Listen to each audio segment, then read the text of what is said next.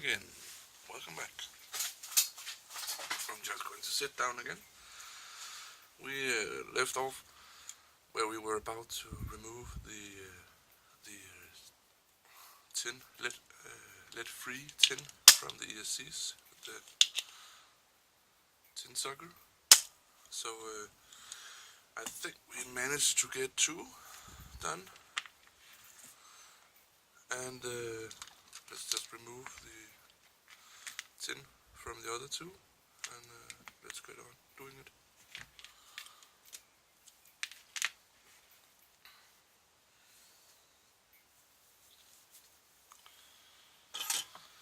Our soldering iron here. This is just for holding it down just a little bit. Sometimes you need a pair of hands. Let's see if we can suck something up here.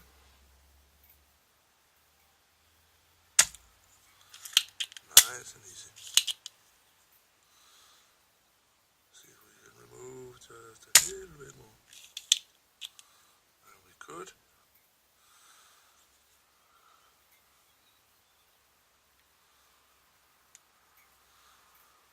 This tin with lead I'm using is with flux and lead. It is probably nice and nice and not healthy for the environment, but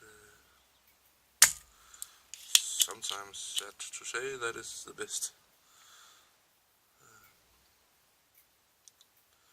I must admit that I quite like my soldering tin. I think I scorched my tin sucker a little bit. See if we can remove this. I don't know if you can hear it, but there is some heavy traffic going on outside. It is my house is near to a road where there's some heavy traffic, sadly. There is a lot of it in the morning. I don't know why, but that's the way it is. So anyway, that was the 3 pads. Hello, little animal. This is my garage I'm sitting in. So like 1,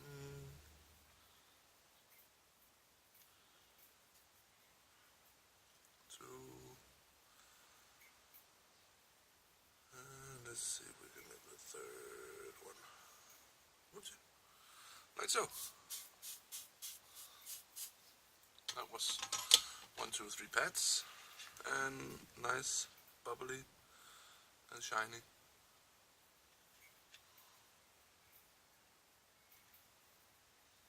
So, 1 more down.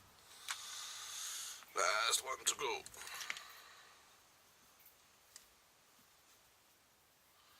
Yesterday I actually managed to get late to my train. So, no big deal. There was always another train after that one.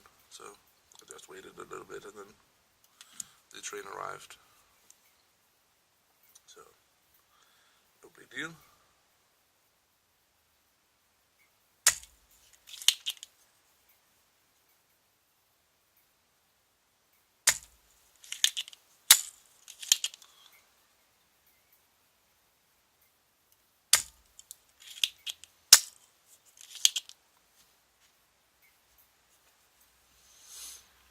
One down.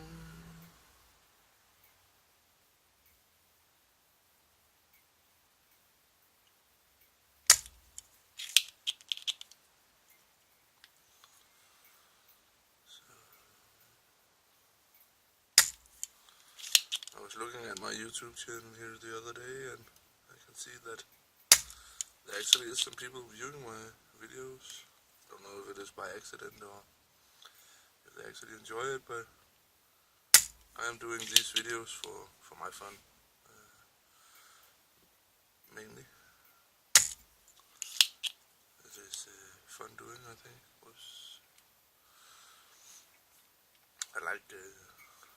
I like this hobby. when I was younger, I was in it for a youth school at night, where we made some RC model cars. Quite fun. And then we made some races with it and stuff like that. We had a teacher who was, sorry about that, who was very, very, very, very, very touchy about. Our first car was where we were going to make some build for ourselves. The bottom we need to cut out and some holders for the servos and stuff like that. And he wanted it exactly on the millimeter. So he was very, very, very touchy about that. And no, you cannot move on until it is exactly at the same millimeter. It was, I understand him, but at that time it was very, very, very annoying, to say at least. So, 1, 2, 3, 4 down.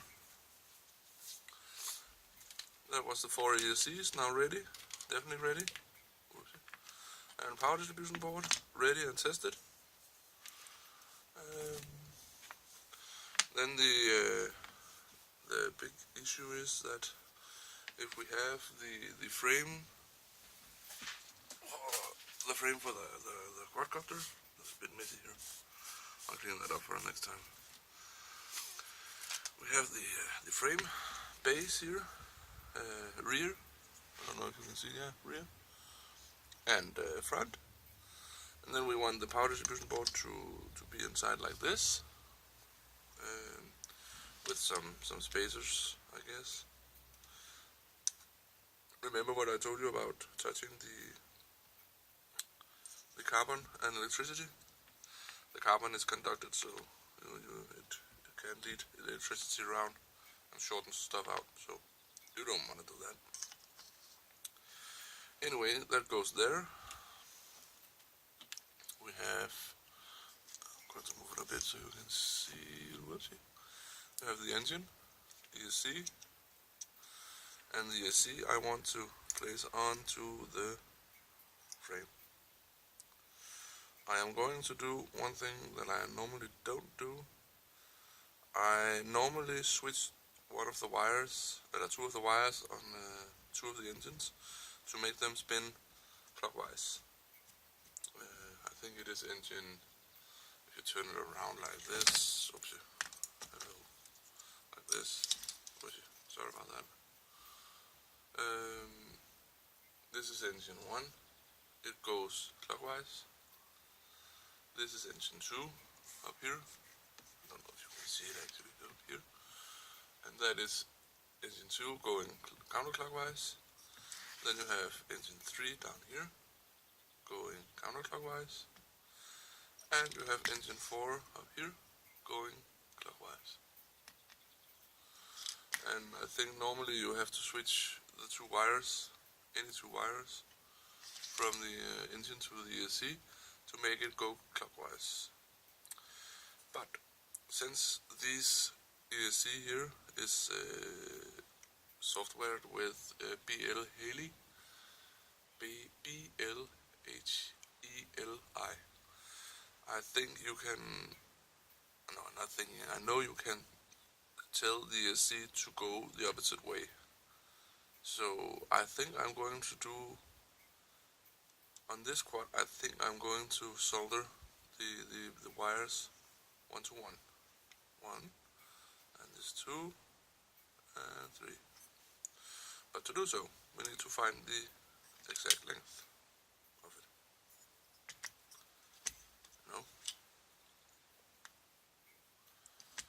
And I am just thinking out loud sometimes, sorry about that.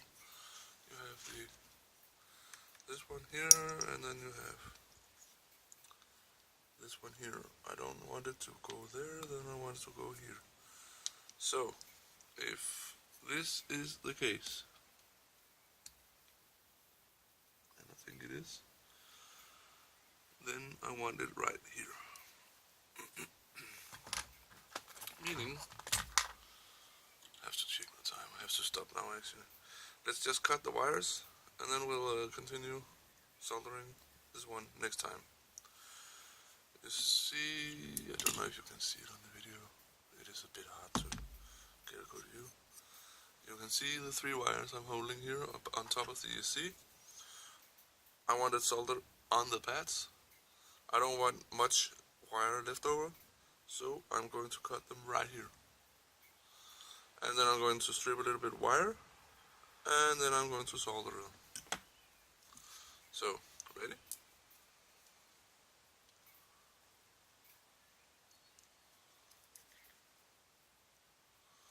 Right underneath my thumb. So, no way going back now. No returning home.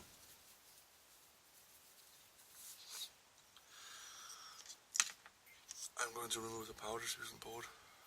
We don't need that right now.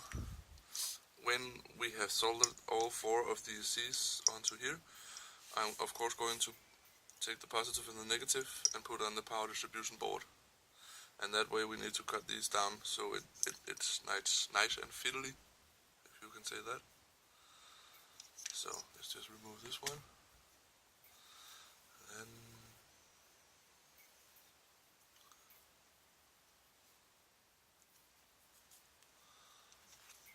then there are a bunch of ways of removing the cape from the wires. This is one of my ways, using a sharp knife,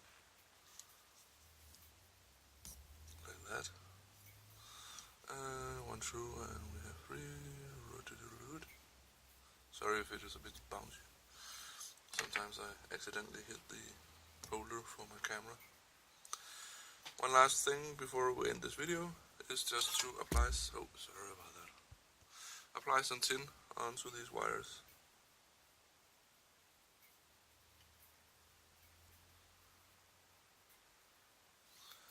Like so. Like so. And like so. It's very tempting to stay at home and just apply and I solder this, make some videos, but gotta stop. I hope you enjoyed this video. See you next time, where we will put on the first ESC. Okay? Have a nice day. Bye bye.